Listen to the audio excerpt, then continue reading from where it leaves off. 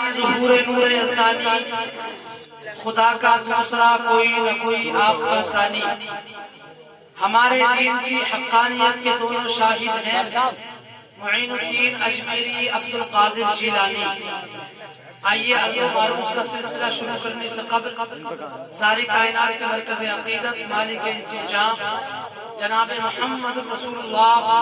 صلی اللہ تعالیٰ علیہ وسلم کی بارگاہ میں ہدیہ درود پیش کریں۔ پڑھیے اللہم صلی علی سیدنا و مولانا محمد مبارک وسلم، صلو علیہ السلام علیکہ یا رسول اللہ صلی اللہ تعالیٰ علیہ وسلم۔ اگر آپ سننے کا ذوق رکھتے ہیں تو عرب کے حالات کو سناؤں گا نبی کی آمد سے پہلے، اور جو قرآن کی آیت کریمہ تلاوت کیا اس میں کچھ نور کے حسی اور عقلی ہونے پر دلائل دوں گا، لیکن لگتا ہے آپ سننا نہیں چاہتے، ٹائم برباد چاہتے ہیں آپ۔ سنو غور سے اور یاد رکھو کوئی آیت سنانے والا، میری عادت نہیں کہ سبحان اللہ کہو یہ کہو نہ میں زیادہ چیختا، ایک چھوٹا سا طالب علم ہوں، جو کچھ یاد کر کے لایا وہ آپ کو سنا کر کے چلا جاؤں گا۔ سنیں گے غور سے؟ پڑھیے پڑھیے پاک اللہم صلی علی سیدنا و مولانا محمد مبارک وسلم، صلو علیہ السلام علیکہ یا رسول اللہ صلی اللہ تعالی علیہ وسلم۔ اعلیٰ حضرت امام اہل سنت ارشاد فرماتے ہیں، صبح طیبہ میں ہوئی بڑھتا ہے باڑا نور کا، صدقہ لینے نور کا آیا ہے تارا نور کا، اور میں گیا تو بادشاہ بھر دے پیالہ نور کا، نور دن دونا تیرا دے ڈال صدقہ نور کا، اور تیری نسل پاک میں ہے بچہ بچہ نور کا، تو ہے عین نور تیرا سب گھرانہ نور کا، تاج والے دیکھ کر تیرا امامہ نور کا، سر جھکاتے ہیں الہی بول بالا نور کا۔ وقت میں فرماتے ہیں اے رضائے احمد مولی کا فیض نور ہے، ہو گئی میری غزل پڑھ کر قصیدہ نور کا، حشر تک ڈالیں گے ہم پیدائش مولا کی دھوم، مثل فارس نجد کے قلعے گراتے جائیں گے، اور خاک ہو جائے عدو جل کر مگر ہم تو رضا، دم میں جب تک دم ہے ذکر ان کا سناتے جائیں گے۔ اس کی تھوڑی سی ایکو کم کر دو، بس تھوڑی سی۔ نبی کریم صلی اللہ تعالیٰ علیہ وسلم کے پیارے دیوانوں، 12 ربیع الاول شریف کل تھی، جس 12 ربیع الاول کو پیر کے دن نبی کریم صلی اللہ تعالیٰ علیہ وسلم کو اللہ رب العزت نے اس دنیا کے اندر سارے نبیوں کا تاجدار بنا کر مبعوث فرمایا۔ آؤ ذرا عرب کے حالات آپ کو سناؤں، نبی کی آمد سے پہلے عرب کے اندر کیا کیا رسومات رائج تھی، کن کن خرافاتوں کو لوگ ادا کیا کرتے تھے۔ نبی کریم صلی اللہ تعالیٰ علیہ وسلم کی آمد سے پہلے عورتوں کے ساتھ کس طریقے سے پیش آ جایا کرتا تھا۔ نبی کریم صلی اللہ تعالیٰ علیہ وسلم کے پیارے دیوانوں، یہی عرب کی سرزمین ہے۔ جب تک دنیا کے اندر نبی تشریف نہ لائے تھے تو عرب کے اندر یہ ماحول تھا کہ ایک ایک عورت کے ساتھ 10 9 آدمی مل کر کے زنا کیا کرتے تھے۔ جب 10 9 آدمی مل کر کے زنا کر لیتے تھے اور 9 مہینے کے بعد جب اس کے پیٹ سے بچہ برآمد ہوتا تھا تو پھر یہی عورت جس کے ساتھ 8 9 لوگوں نے زنا کیا ہوتا تھا، ایک لائن میں کھڑا کرنے کے بعد کسی انسان کی جانب انگلی کا اشارہ کرتی تھی، جس کی جانب اشارہ کرتی تھی وہ بچہ اسی کا ہو جایا کرتا تھا۔ یہ معاملہ تب ہوتا تھا جب پیدا ہونے والا لڑکا ہوتا تھا، لیکن اگر پیدا ہونے والی کوئی بچی ہوتی تھی تو پھر عورت آدمیوں کو جمع نہ کرتی تھی، اس لیے کہ عورت کو معلوم تھا کہ آج عرب کے اندر بچیوں کا معاملہ بڑا خراب ہے، آج بچوں کو اپنایا جاتا تھا اور بچیوں کو زندہ درگور کر دیا جاتا تھا۔ نبی کریم صلی اللہ تعالیٰ علیہ وسلم کے پیارے دیوانوں، سرکار کی آمد سے پہلے عرب کے اندر عورتوں کے ساتھ یہ بدفعلی کی جاتی تھی، اور ایک قافلے والوں کا، ایک خاندان والوں کا دستور تو عرب کے اندر یہ تھا کہ ایک آدمی اپنی عورت کو کسی خاندان، جو رئیس خاندان کا انسان ہوتا تھا،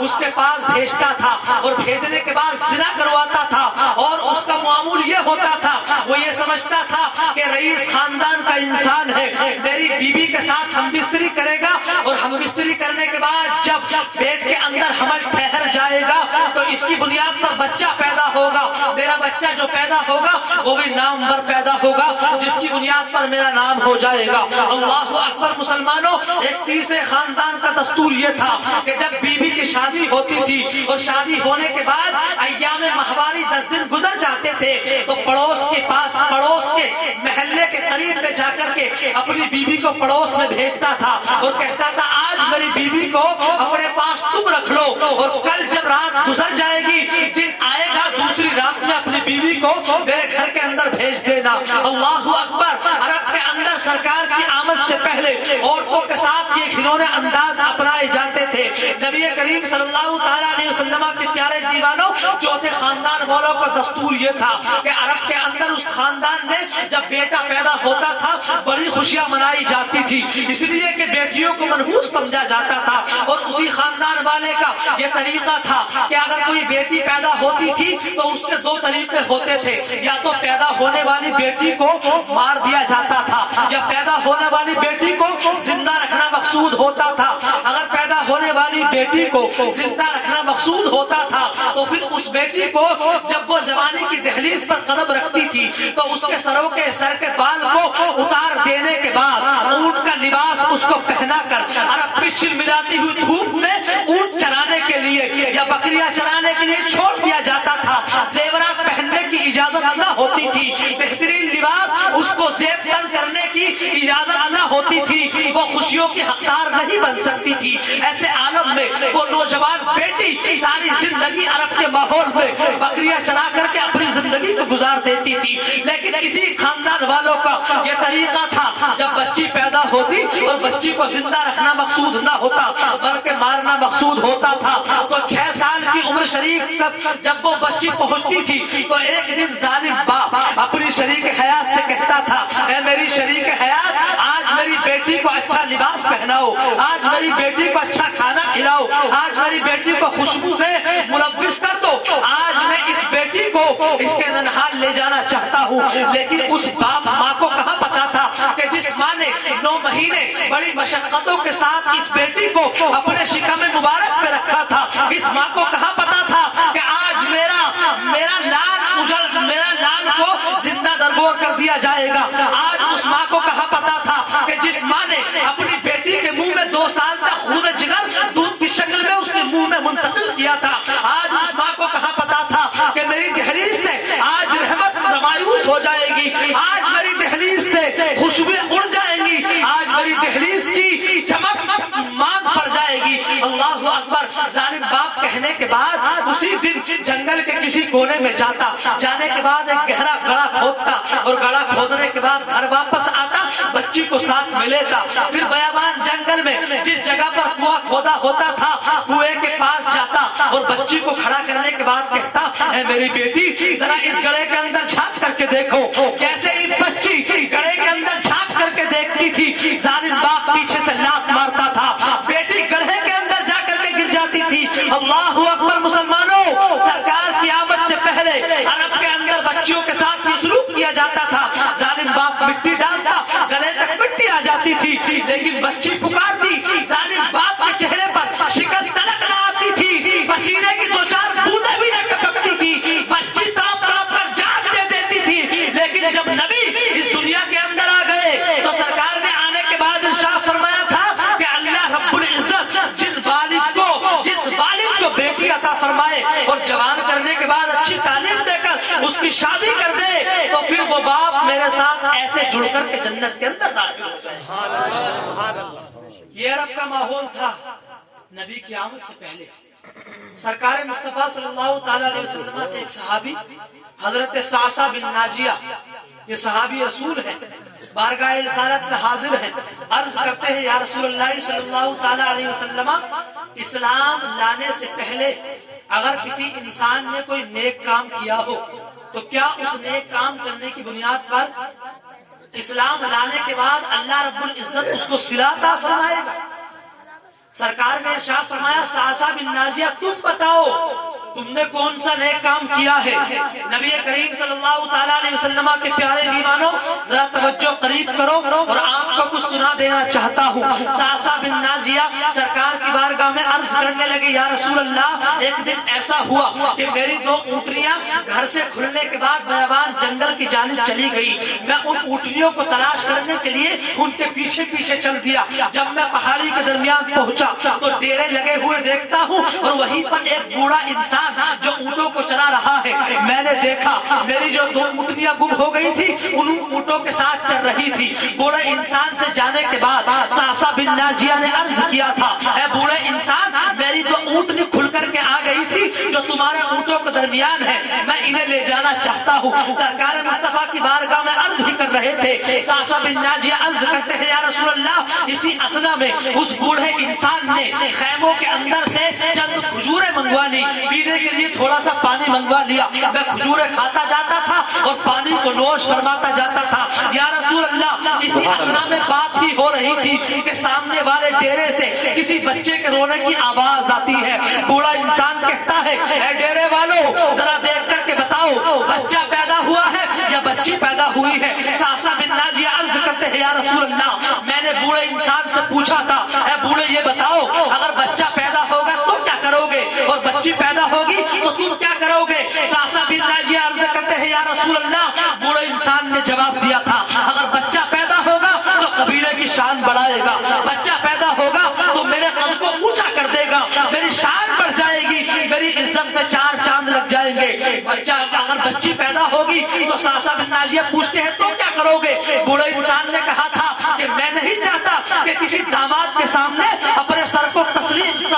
ٹیڑھا کر دوں، اپنے داماد کے سامنے میں جھکنا نہیں چاہتا، میں نہیں چاہتا کہ معاشرے کے اندر میری بیٹی پیدا ہو تو پھر میں کسی کے سامنے جھک جاؤں، اس لیے بیٹی پیدا ہوگی تو زمین کے اندر دفن کر دیا جائے گا۔ ساسا بن ناجیہ کہتے ہیں میرا کلیجہ منہ کو آ گیا اور میں نے بوڑھے سے کہا بوڑھے جاؤ اور پتا کرو بچی پیدا ہوئی ہے یا بچہ پیدا ہوا ہے۔ اللہ اکبر۔ ساسا بن ناجیہ کے کہنے کے مطابق بوڑھے نے جب پوچھا تھا تو واقعی میں بچی پیدا ہوئی تھی۔ ساسا بن ناجیہ کہتے ہیں بوڑھے انسان بچی کو دفن کرنے کی ضرورت نہیں ہے، اس بچی کو میں لے جانے کے لیے تیار ہوں۔ بوڑھا انسان کہتا ہے بچی تو دوں گا لیکن میری شرط یہ ہے کہ جو 2 اونٹنیاں آ گئی ہیں وہ بھی دو گے اور جس پر سوار ہو کر کے آئے ہو وہ اونٹنی بھی دو گے۔ ساسا بن ناجیہ عرض کرتے ہیں یا رسول اللہ میں نے شرطوں کو منظور کر لیا لیکن میں نے کہا کہ جب میں اپنے ڈیرے تک پہنچ جاؤں تو تمہارا بندہ جانے کے بعد اونٹنی لے آئے گا لیکن پہلے مجھے چھڑوا دو۔ ساسا بن ناجیہ سرکار مصطفیٰ کی بارگاہ میں عرض کرتے ہیں یا رسول اللہ میں نے شرطوں کو منظور کیا اور بچی کو اپنی گود میں لے کر اونٹ پر سوار ہوا، جیسے ہی اپنے خیمے میں پہنچ جاتا ہوں اس اونٹنی کو واپس کر دیا۔ عرض کرتے ہیں یا رسول اللہ میں نے عرب کے ماحول میں اس طریقے سے 1-2 بچی نہیں 2-4 بچی نہیں 100-200 نہیں 360 بچیوں کو پالا ہے۔ ایک ماحول ایسا کہ میرے گھر کی دہلیز پر میرے گھر کے آنگن میں 360 بچیاں پلتی تھی۔ میں عرب کے اندر جنگلوں میں جاتا تھا 3 اونٹنیاں دیتا تھا اور ایک بچی کو خریدتا تھا، اس طریقے سے میں نے 360 بچیوں کو پالا ہے۔ یا رسول اللہ کفر کی حالت میں میں نے جو نیک کام کیا ہے کہ اللہ اب مجھے اسلام لانے کے بعد اس کا نیک صلہ عطا فرمائے گا۔ سرکار نے ارشاد فرمایا ساسا بن ناجیہ اللہ نے جو تمہیں ایمان کی دولت عطا فرمائی ہے یہ بچیوں کا پالنے کا انعام ہی ہے جو سبحان اللہ سبحان کی دولت سے سرفراز سبحان اللہ سبحان اللہ ایمان کی دولت سے سرفراز فرما دیا ہے۔ یہ اللہ تبارک و تعالیٰ نے تمہیں بچیاں پالنے کا انعام ہی عطا فرمایا ہے۔ واہ واہ واہ۔ اللہ اکبر۔ مسلمانوں سرکار کی آمد سے پہلے عرب کا حال یہ تھا بچیوں کے متعلق، لیکن سرکار مصطفیٰ کی آمد کے بعد اللہ نے کسی عورت کو زمین کی پستی سے اٹھا کر آسمان کی بلندی تک پہنچا دیا۔ آج عورت کے پیر میں جو پازیب ہے یہ سرکار مصطفیٰ کی آمد کا صدقہ ہے، ہاتھوں میں سونے کے کنگن موجود ہے یہ سرکار مصطفیٰ کی آمد کا صدقہ ہے، کانوں میں بالیاں ہے سرکار مصطفیٰ کی آمد کا صدقہ ہے۔ ورنہ سیرت الرسول سیرت ضیاء النبی کا مطالعہ کرے تو آپ کو پتا چلے گا، دور نہ جا کر کے اسی ہندوستان کے حالات کو پڑھ لو تو ہندوستان کے اندر جب یہی عورت بچی ہوتی تھی تو اپنے ماں باپ کے زیر فرمان ہوتی تھی، لیکن جب یہی بچی جوانی کی دہلیز پر قدم رکھنے کے بعد ماں باپ اس کی شادی کر دیا کرتے تھے تو اپنے شوہر کے زیر فرمان ہوتی تھی، اور اس کا معاملہ یہ ہوتا تھا کہ شوہر کے جاگنے سے پہلے جاگتی تھی اور شوہر کے سونے کے بعد سوتی تھی، اسی کو زیورات کا مالک نہ بنایا جاتا تھا، زمین و جائیداد اس کے نام میں رجسٹری کے طور پر نہ کرائی جاتی تھی۔ جب یہی عورت بڑھاپے کے عالم میں پہنچتی تھی تو اپنی اولاد کے ٹکڑوں کی محتاج ہوتی تھی، لیکن پیارے مصطفیٰ نے یہ سب جو کچھ عطا کیا ہے اور عورت کو جو بلندی عطا فرمائی ہے یہ سرکار کی آمد کا صدقہ ہے۔ نبی کریم صلی اللہ تعالیٰ علیہ وسلم کے پیارے دیوانوں، آؤ ذرا اور کچھ آپ کو سنا دوں۔ یہی عرب کی سرزمین ہے، سرکار کی آمد سے پہلے عرب کے اندر بہت زیادہ رسومات رائج تھی، غلط رسمیں۔ ایک خاندان والوں کی رسم یہ تھی کہ جب کوئی انسان مرتا تھا، سردار مرتا تھا عرب کا، تو مرنے کے بعد اسی کے مال سے ایک جانور کو لیتے تھے اور جانور کا سر پیچھے باندھنے کے بعد ایک گڑھے میں اس جانور کو چھوڑ دیا جاتا تھا، اور جانور بھوک اور پیاس کی بنیاد پر جب جان دے دے کر تڑپ تڑپ کر مر جاتا تھا تو اس جانور کی کھال اتارنے کے بعد اس میں ایک گھاس بھر دی جاتی تھی۔ جب عرب کے لوگوں سے پوچھا جاتا تھا کہ تم نے ایسا کیوں کیا تو یہی عرب کے لوگ کرنے والے کہتے تھے اگر ہم اس جانور کے ساتھ ایسا سلوک نہ کرتے تو مرنے والا ہمارا سردار قبر سے قیامت کے دن جب اٹھتا تو یہ پیدل قیامت کے میدان میں قبر سے چل کر کے آتا، لیکن اب ہم نے اس کے ساتھ جانور کے ساتھ ایسا کر دیا ہے تو اللہ تبارک و تعالیٰ اس جانور کو اس کی قبر کے پاس بھیج دے گا، اور پھر جانور پر سوار ہونے کے بعد ہمارا سردار قیامت کے میدان میں آ جائے گا۔ یہ رسومات رائج تھی، اللہ اکبر۔ ایک خاندان والوں کے اندر یہ رسم رائج تھی، جب عرب کے اندر تحت سانی پڑتی تھی، بارش نہیں ہوتی تھی، کھانا پینا لوگوں کا بند ہو جایا کرتا تھا، تو ایسے عالم میں عرب کے لوگ درختوں کی دو ٹہنیاں کاٹنے کے بعد کسی جانور کی دم کے پیچھے باندھنے کے بعد اس کو ڈنڈا مار کر پہاڑی علاقے میں بھگا دیا کرتے تھے، اور یہ اس سے نیک پالی لیتے تھے، یہ سوچتے تھے کہ ہم نے جو کر دیا ہے بادل ابڑ کر کے آ جائیں گے اور موسلادھار بارش ہو جائے گی، لیکن نادان انسان تھے، ایسے کرنے سے کچھ ہونے والا نہیں تھا۔ تیسرے خاندان والوں کی رسم یہ تھی کہ جب کوئی بڑا سردار مرتا تھا تو اس کے مال سے ایک اونٹ کو لیتے تھے، لینے کے بعد اونٹ کی کوچے کاٹنے کے بعد اس کی قبر کو رنگین کر دیا جاتا تھا۔ جب لوگ پوچھتے تھے اے عرب کے رہنے والوں تم نے اپنے سردار کی قبر کو اونٹ کے خون سے رنگین کیوں کر دیا ہے، تو وہ کہتے تھے کیونکہ اونٹ مردہ آدمیوں کی ہڈیاں کھاتا ہے، اس لیے آج ہم نے اونٹ سے بدلہ لے لیا ہے۔ اللہ اکبر۔ اس طریقے کی رسمیں سرکار مصطفیٰ کی آمد سے پہلے عرب کے اندر رائج تھی، لیکن یہ سنت الہیہ رہی ہے، اللہ تبارک و تعالیٰ کا یہ طریقہ رہا ہے کہ جب انسان نے ایک خدا کو چھوڑا ہے اور انسان نے خدا کو چھوڑ کر غیروں کے سامنے سر جھکایا ہے تو اللہ تبارک و تعالیٰ نے انسانوں کی ہدایت کے لیے، انسانوں کی رہنمائی کے لیے کبھی تو کسی رسول کو دنیا کے اندر بھیجا ہے، کبھی کسی نبی کو مبعوث فرمایا ہے۔ دنیا کے اندر رسول آتے رہے، ہدایت کا اجالا پھیلاتے رہے، نبی تشریف لاتے رہے، ہدایت کا اجالا پھیلاتے رہے، لیکن ایک زمانہ ایسا بھی آتا ہے اللہ تبارک و تعالیٰ نے بظاہر آخری نبی حضرت عیسیٰ کو زندہ آسمانوں پر اٹھا لیا، 570 سال کا زمانہ گزرا، دنیا کے اندر نہ تو کوئی نبی تشریف لایا ہے، دنیا کے اندر نہ تو کوئی رسول تشریف لایا ہے، ساری دنیا کے لوگ اندھیروں میں ڈوبتے چلے گئے، اندھیرے پر اندھیرا، ظلمت پر ظلمت، تاریکی پر تاریکی چڑھتی چلی گئی، منٹ گھنٹوں میں بدلے اور گھنٹے ہفتوں میں بدلے، ہفتے مہینوں میں بدلے اور مہینے سال میں بدلے اور سال صدیوں میں تبدیل ہوتے چلے گئے۔ آخرکار قوم انسانیت پکار اٹھی تھی، مولا یہ میرے سینے پر اندھیروں کا سویرا کب تک رہے گا، مولا بھیج دے کسی ایسے محسن کو جو ساری دنیا کے اندھیروں کو چھانٹ کر پوری دنیا کے اندر اجالے پھیلا دے۔ سبحان اللہ، سبحان اللہ۔ یہ التجا قبول ہوئی تھی اور 12 ربیع الاول کو اللہ تبارک و تعالیٰ نے مکے کی دھرتی پر آمنہ کی گود میں ایسے سورج کو طلوع کیا تھا، جب وہ سورج طلوع ہوتا ہے تو ساری دنیا کے اندھیرے چھٹ گئے تھے اور پوری دنیا کے اندر اجالا ہی اجالا پھیل گیا تھا اور نور کی برسات ہو گئی تھی۔ تبھی تو بارش نور کو دیکھ کر اعلیٰ حضرت فرماتے ہیں صبح طیبہ میں ہوئی بٹا ہے بارہ نور کا اور صدقہ لینے نور کا آیا ہے تارا۔ نعرہ تکبیر، نعرہ رسالت،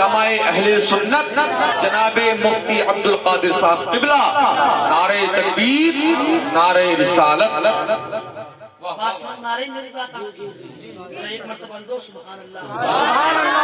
دیکھیے بہت علمی گفتگو ہوتی ہے حضرت کی، آپ توجہ سے سنیں گے تو انشاءاللہ بہت اچھا سمجھ میں آئے گا. میں نے چھٹے پارے کی آیت کریمہ کی جز کی تلاوت کی. اب اس آیت کریمہ پر گفتگو کروں گا اور انشاءاللہ دلائل دے کر کے پھر اس کے بعد بات کو ختم کرتے ہیں. بچے کی دستار بندی ہونی ہے. اللہ فرماتا ہے قد جاءکم من اللہ نور، تحقیق کے اللہ کی جانب سے تمہارے پاس ایک نور آیا. قد یہ عربی کا لفظ ہے، علماء جانتے ہیں یہ تحقیق کے لیے آتا ہے. اور جاء بھی فعل ماضی ہے جو گزرے ہوئے زمانے پر دلالت کرتا ہے کہ تحقیق کے